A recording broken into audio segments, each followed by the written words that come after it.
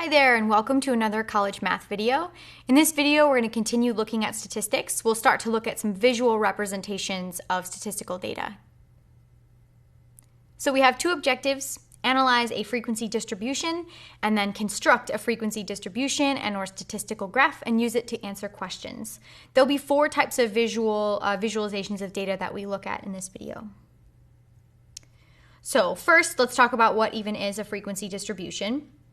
Our general definition for this: it's a listing of the observed values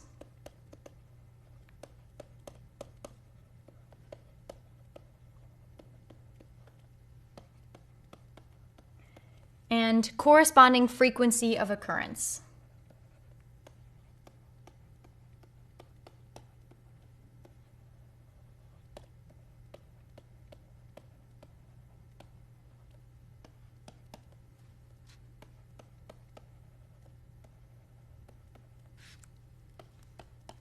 Of each value.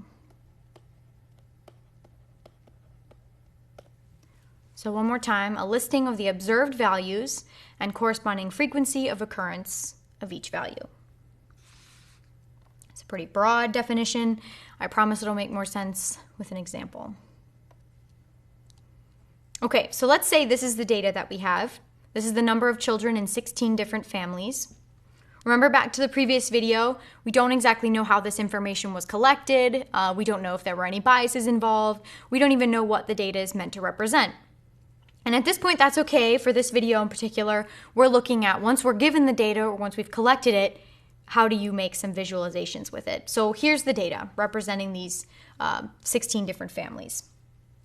All right, so let's make a frequency distribution. A frequency distribution is a chart. It'll have two columns. One of them will be, in this case, the number of children.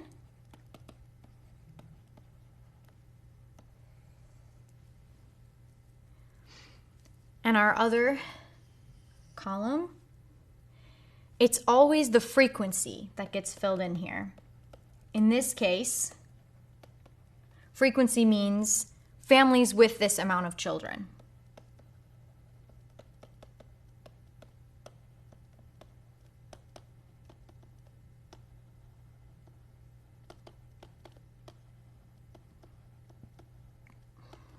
You don't have to give the description, frequency is enough, but we will need to know what the left-hand column is representing. In this case, the data is number of children, so that's what our first column is.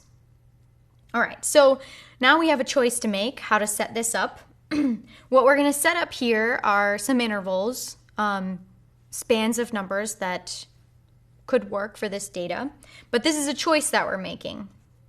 So let's say we made the decision to look at how many families had from 0 to 1 child. Once we make this first decision of what span the data will have, everything else has to follow in a similar manner. So there's a couple notes we can make about classes here. Everything that we're filling in over here, what we're building for this column, these are called classes. So let's take some notes about building the classes, because this is definitely one of the most important parts of building this frequency distribution. So there are three important key points. Each class should be the same width or span the same amount.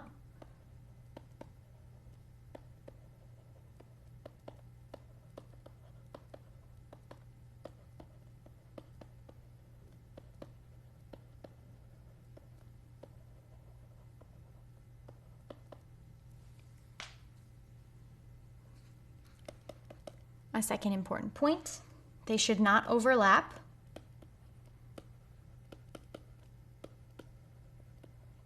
Which is why in many cases these classes are often referred to as bins.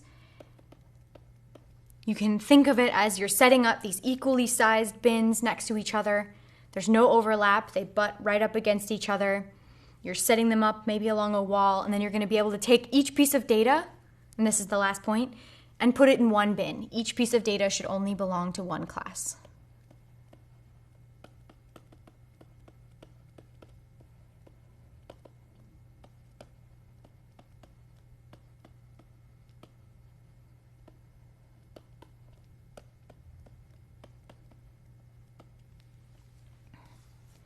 So we've got these bins. They should be the same size. They should be the same width, span the same amount. They don't overlap. Bins would sit right up next to each other. And each piece of data will only belong in one. You should be able to take it and toss it into a bin. So if we've set up the first class to be 0 to 1, then the next one has to be the same width. So in this case, from 0 to 1, there are 2 options. The family either has 0 or 1 child. It has to start right at the next piece. So we have 2 or 3 children. The next class, 4 or 5, so from 4 to 5. And you just keep doing this until you've hit all of your data points. So we have 6 to 7, and finally 8 to 9. We don't have any data past there, so we don't have to represent any further. You might be wondering if we could skip any of these bins if there were missing data pieces. Not missing data pieces, but data that didn't fit into that bin. The answer is no. Those bins all have to sit right next to each other. We want the representation to kind of flow. And so this is one of the more difficult parts of this process, is setting this up. As long as you meet these 3 criteria, you're good to go. It was our choice to set the span up from 0 to 1, so we'll do another one where we set it up a different way, but it gives you a different idea of what the data would look like. And then the second part is to fill in the corresponding frequency. So remember your frequency distribution, a listing of observed values, and their corresponding frequency of occurrence. So for 0 to 1, how many families fell into this? How many pieces of data would we throw in that bin of 0 to 1? Looks like 1, 2, 3, 4, 5. So our frequency there would be 5. From 2 to 3, we have 1, 2, 3, 4, 5, 6, 7. 7 pieces of data would go in the bin that spans from 2 to 3. From 4 to 5, looks like we only have 1. From 6 to 7, we have 2. And from 8 to 9, 1 piece of data.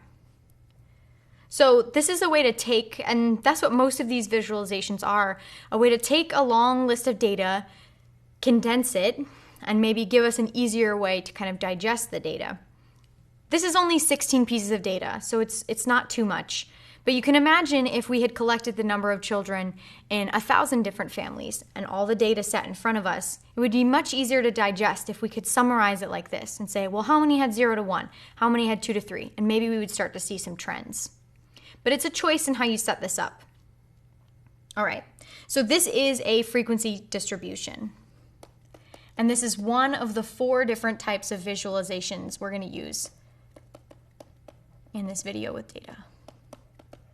Again, this was our choice to set up the span from 0 to 1. Let's just do one more example where we set it up a different way. And then we'll talk a little bit more about things you can analyze from this data. So let's say we set up for the same information.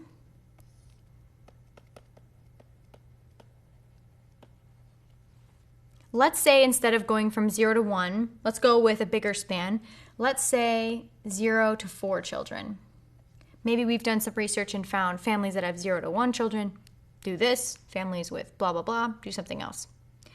So if we set up the first span to be from 0 to 1, what does that mean our next one has to look like? It definitely has to start at 5. But where does it end? This is tricky. Think about how many options there are in that span of 0 to 4. It's tempting to say 4, but it's not quite that. We would have, in that span, we have 0, 1, 2, 3, 4. We have 5 options in that span. So we should also have 5 options in the next one. 5, 6, 7, 8, 9. So our next span should go to 9. And it looks like in this case, that's all we need to build because our data doesn't go any further than that. So we look back at our data to see what those corresponding frequencies would be. For 0 to 4, looks like 1, 2, 3, 4, 5, 6, 7, 8, 9, 10, 11, 12. And then from 5 to 9, the remaining 4. You might notice these frequencies add up to be the total number of data points there are. That should be the case. You should be using each of your pieces of data. You've got them all and you can toss them into all these bins. Every piece should belong in a bin. They all get used. Just another way to kind of analyze the data. And so this second setup followed all this criteria. They're the same width, they span the same amount, they don't overlap, and each piece of data belongs in only one class. All right, let's look at a couple things that deal with these two charts. So I have to erase them to move on, but we're still analyzing these two. So let's say we wanted to know these three things about this information. What is the modal class? The modal class, by definition, if you remember what mode is, then you might remember, this is the class with the greatest frequency. So we're going to answer it for both tables. Let's say frequency distribution number 1. So for the first one that we built with a span of 0 to 1, 2 to 3, 4 to 5, which one is our modal class? Which class had the greatest frequency? In this case, it was the class that went from 2 to 3. Another way to label it would be to say class 2. If you count down the side, whatever number it is, the first class was 0 to 1, the second class was 2 to 3, third class 4 to 5, and so on. You could answer this question either way, 2 to 3 or class 2. And we can answer the same question, frequency distribution, modal class, on frequency distribution number 2. In this case, the modal class was our span from 0 to 1, or you could refer to it as class 1. Either one of those would work. Just an analysis we can make once we've gotten the data into this maybe condensed, easy way to look at it. Then it might be something we might want to know is, well, which one had the most? What was the modal class? Another thing we might look at is the midpoint of a class. This is also known as the class mark. I'll do a different color so it sticks out. In order to find this, you add the upper and lower limit and divide by 2.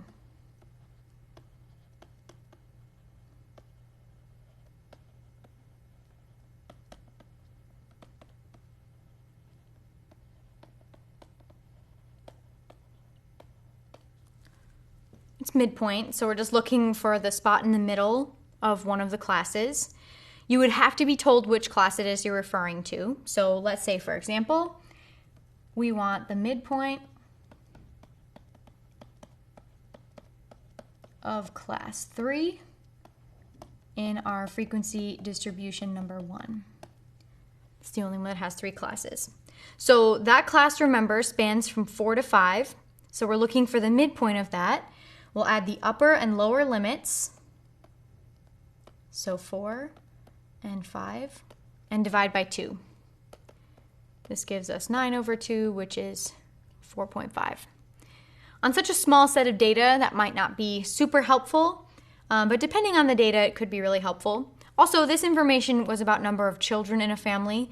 4.5 might not tell us the most information, but in many cases it will. If we were talking about money, you could easily cut $1 in half and have $4.50.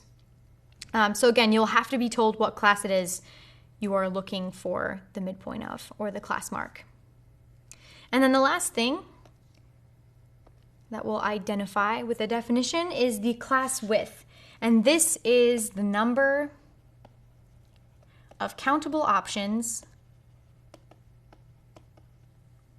for each class.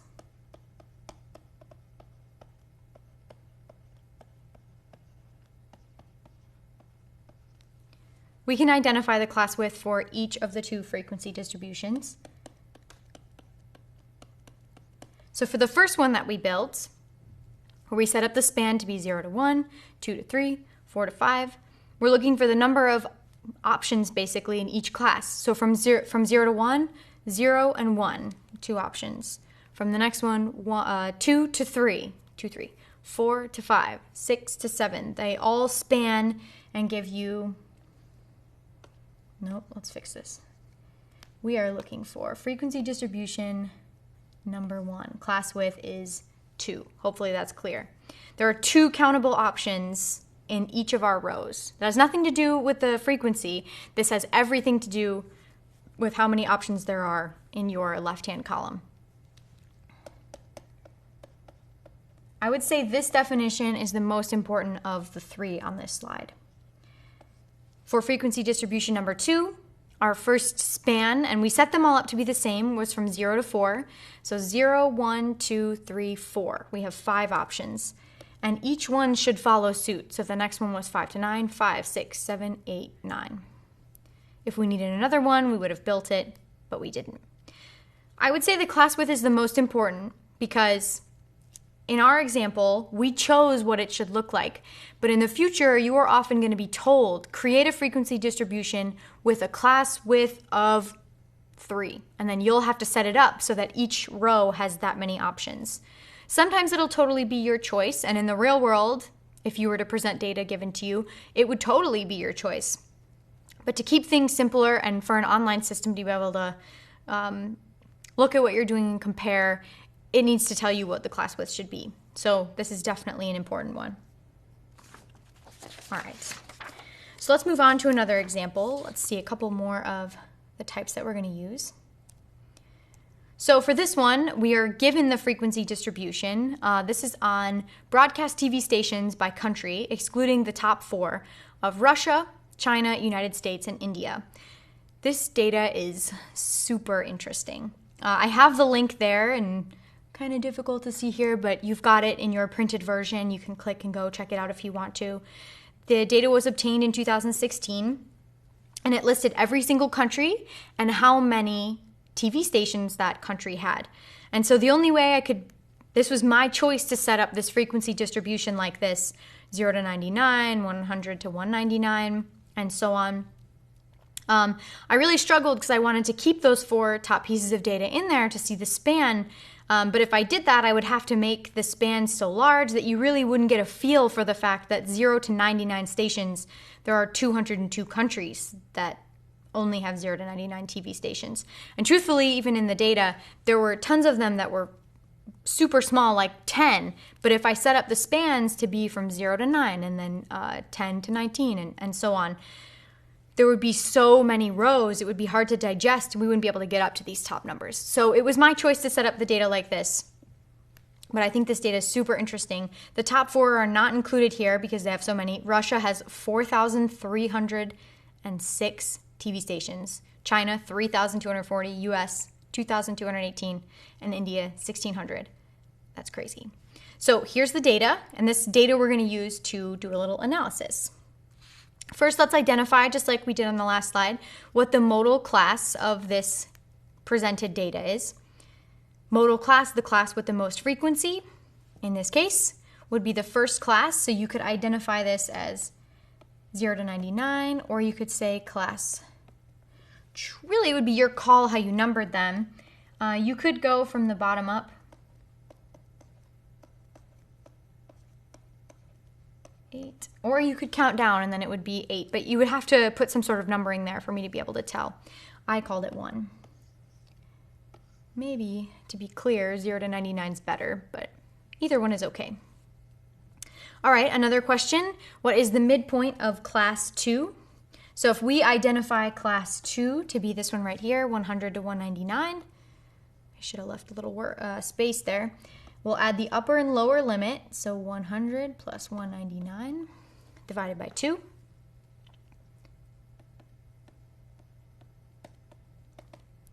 We get 140, oops.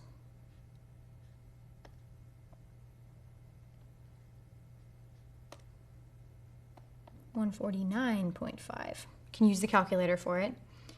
That's the midpoint of our second class. And then the last one, our class width. Remember, for this one, it shouldn't matter which one we look at. They each should span the same amount, just how many options are there in each one. So let's look from 0 to 99. Think about how many options there are in there. You could count 0, 1, 2, 3, blah, blah, blah. Or you could say, well, 1 to 99 is 99, and then 0 is also an option. So they each span 100. There were 100 different options if they had a country had that many TV stations. The data point would fall in that category. So each class width is 100. All right, so this is the frequency distribution. And now what we're going to do with this data is look at two more ways that this data could visually be presented. 2 different ways. So we're still using this data. The first one is a histogram. This is a bar graph. So we'll set this up where we have the classes on the bottom and then the frequency as your height. That gives us the visualization of how many fit into each category. And then label them. So we have 1, 2, how many different classes? Looks like we had 8.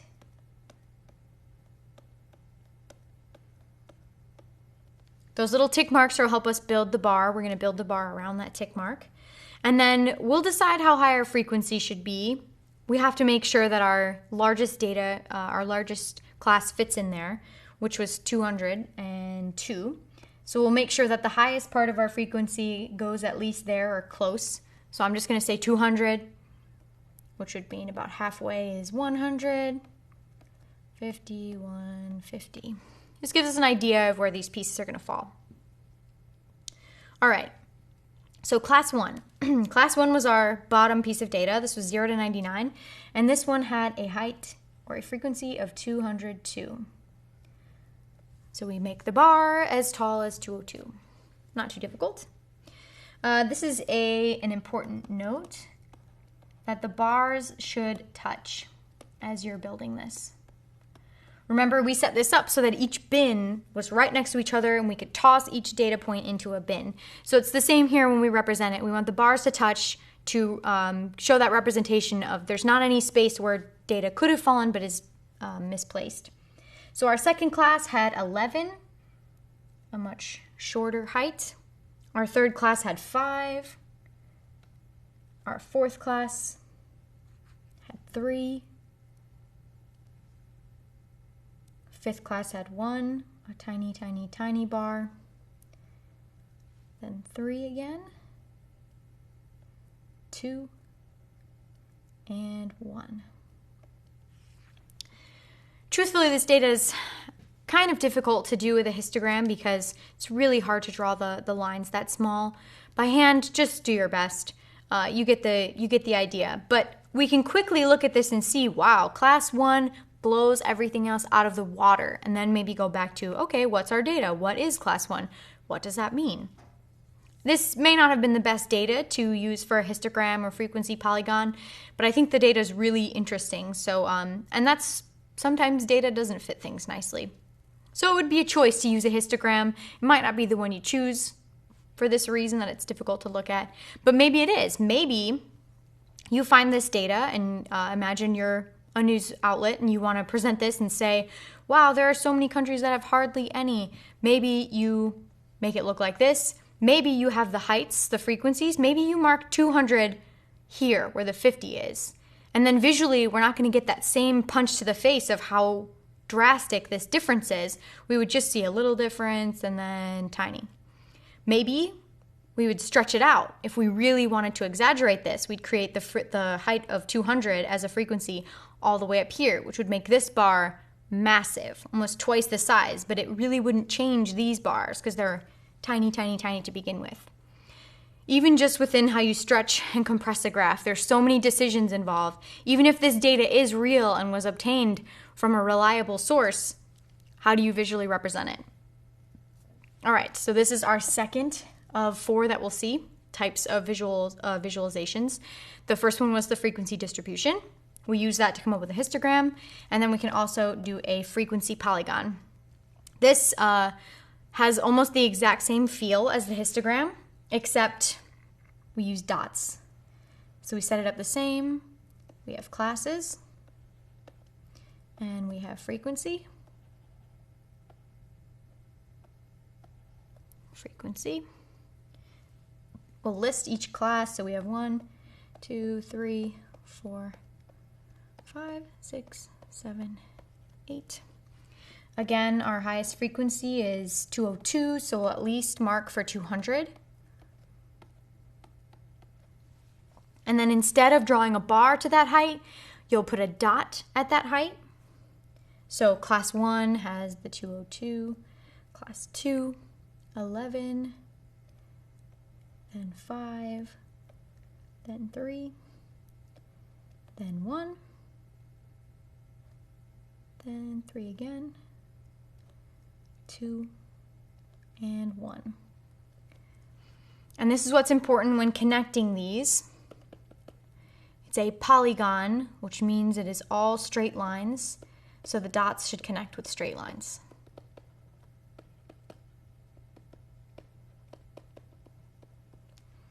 So each one should be a very hard straight line. No curve. You don't connect it and kind of give any arc to it.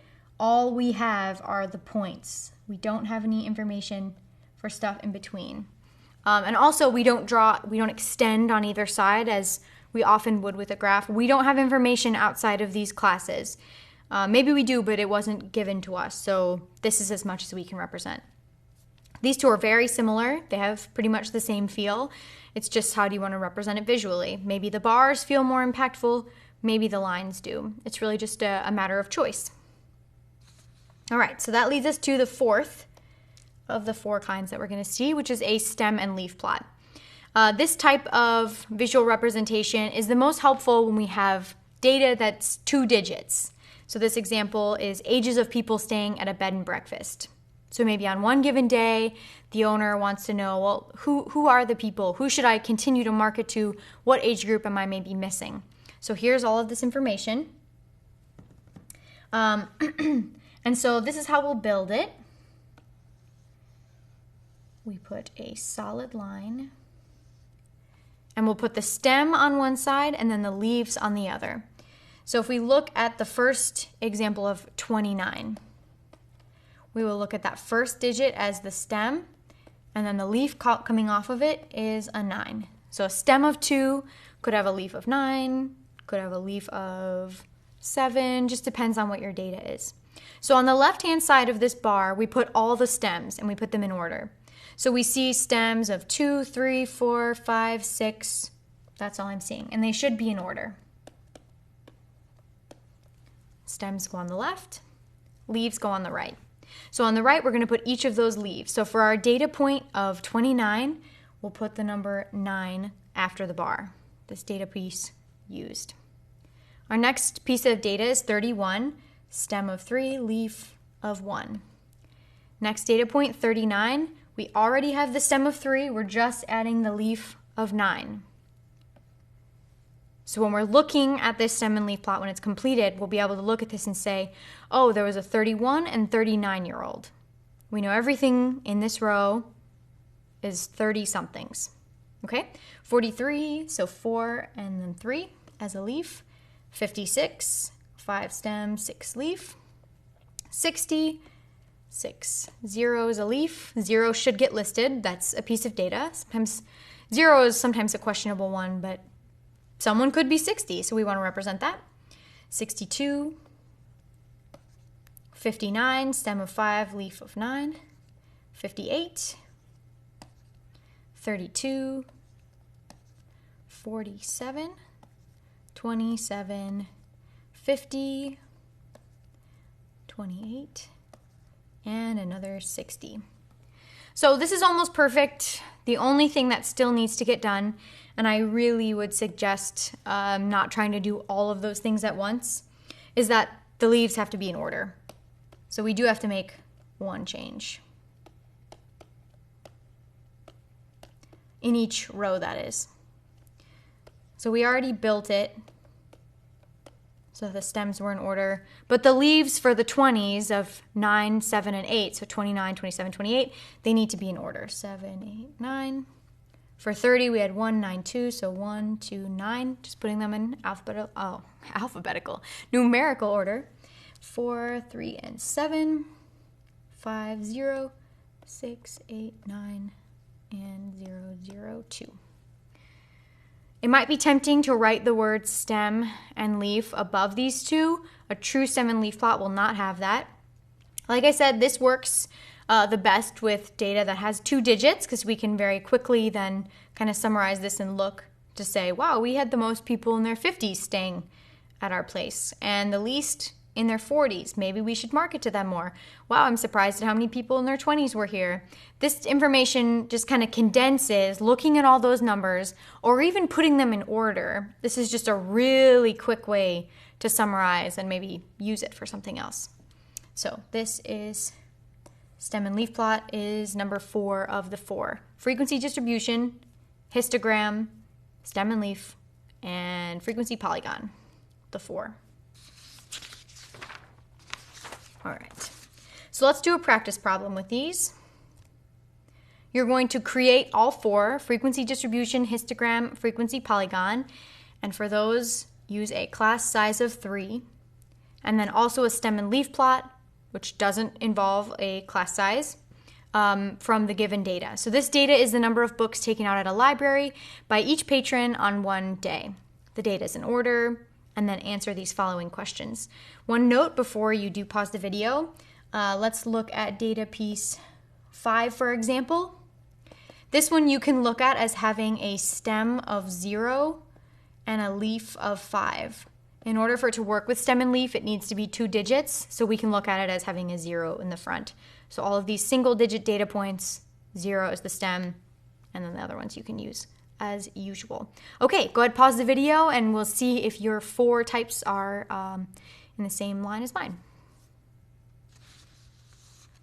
Okay, so I'll definitely have to use 2 slides to do this. So let's do stem and leaf first, because I think I can fit that nicely. So here's my stem and leaf plot. All of the different stems I have represented here are 0 for all of these single digit numbers, and then 1, nothing in the 20s. And all of the corresponding leaves are each data point that we see here. So we have 0, 0, 0, 1, 2, 3, 4, 5, 6, 7 ones, 1, 2, 2 twos, a 3, a 4, a 4, a 5, a 7, 8, 8, 9. And then for the ones, we have an 11, 13, 15, 16, 18. One way to take this data, summarize it, condense it, maybe look at it in a different way.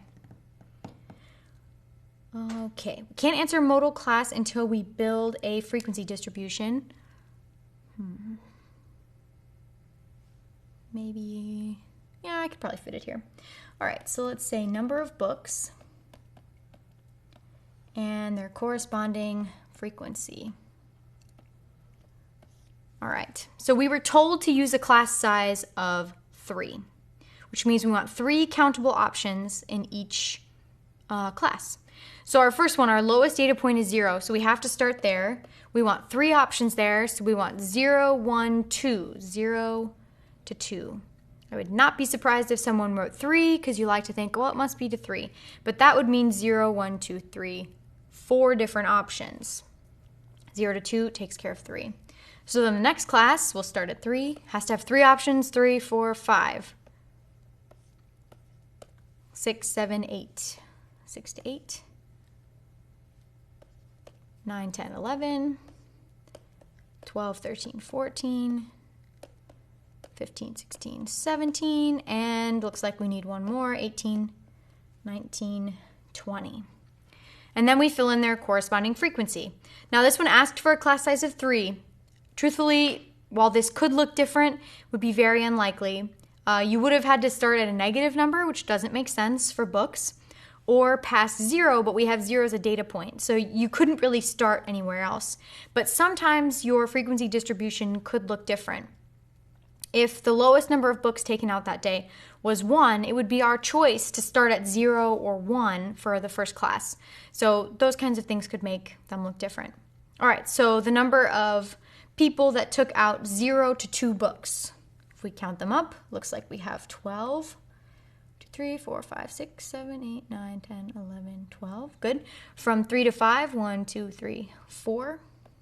From 6 to 8, 1, 2, 3. From 9 to 11, 2, 12 to 14. Looks like just 1. 15 to 17, 2, and 18 to 21.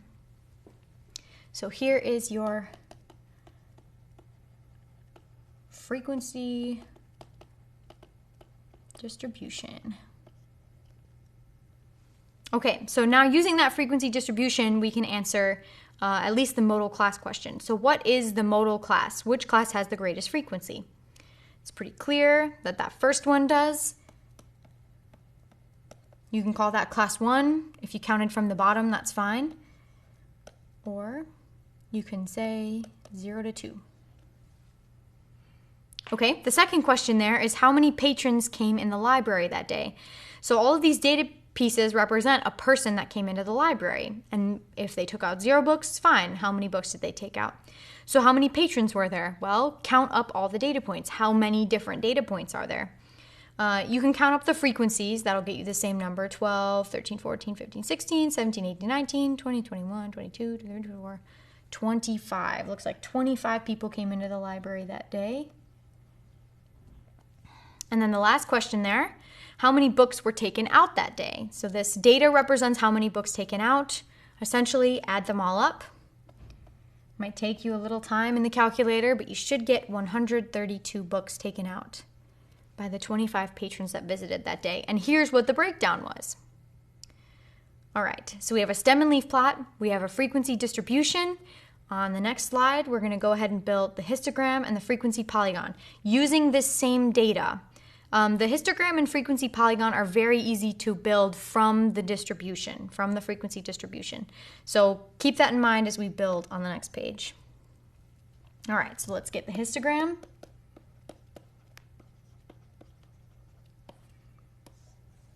We have our classes. We have 7 this time.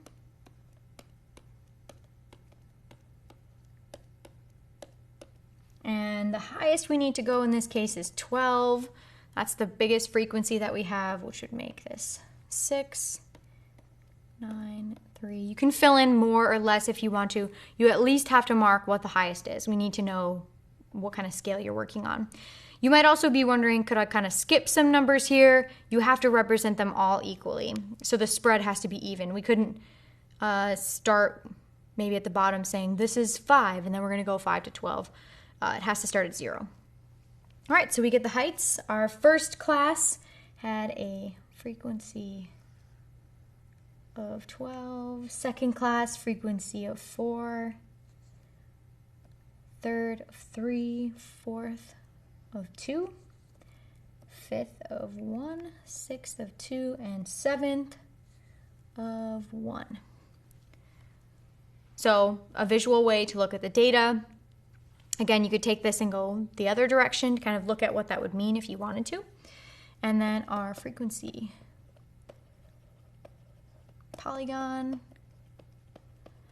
has the same feel.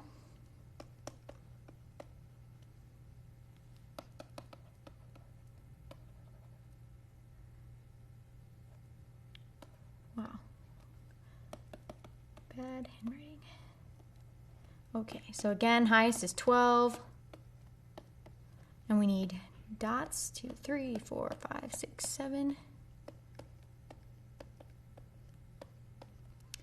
Highest 12, then 4, 3, 2, 1, 2, 1. And remember, connect them with straight, solid lines. No extensions on either side. This is what they should look like. You won't always start with the data. Sometimes you'll start with a histogram and go to the other two. Sometimes you'll start with stem and leaf, write the data, go elsewhere. These are just 3 different visual ways to represent the data. So remember, when you're looking at any sort of visual representation of data, first, you don't know how that data was collected, as we saw in the previous video. And second, now with this information, you don't know what choices were made on how the breakdown of data should be. You don't know what the scales were drawn up to be. Lots of things can be done to manipulate what it is you're seeing and what it is you feel based on what you're seeing. So just continue to keep those things in mind as we move forward with statistics. I'll see you soon for another video.